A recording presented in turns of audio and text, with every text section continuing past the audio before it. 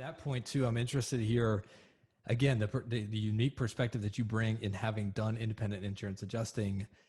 How many? Let me ask this in two ways. First of all, is what were some of the most frustrating and annoying things as an insurance adjuster that sales guys, roofers did? In other words, for roofers listening to this, like what are the no-nos to avoid so that you don't, like, even before you've opened your mouth, maybe, pee off the insurance adjuster on the other side?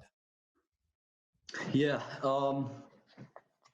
There would probably only be a handful of things. I'm a pretty easygoing guy, get along pretty well. There were a few things that would really irk me the wrong way, and that would be any kind of aggressive nature. And this is, most people are smart and they just don't do this. So this is a pretty rare event, but you'd be surprised. It does happen. You'll pull up. I remember sometimes a couple guys in particular, you pull up and they're already shouting. We haven't even gotten started. They're already shouting and cursing, and that's just an obvious no there. But other ones, one thing that's a little annoying is if you when the adjuster pulls up and everything's already marked. So contractors and adjusters will use chalk to mark up the roof and mark things.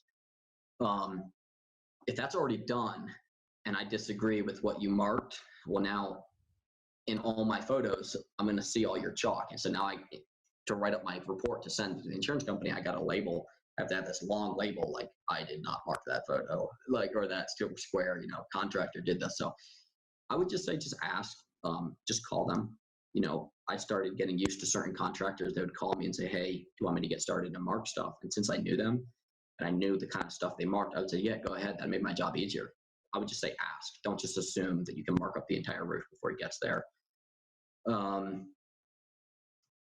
Yeah, I don't know. I guess, something like that. There wasn't too many things.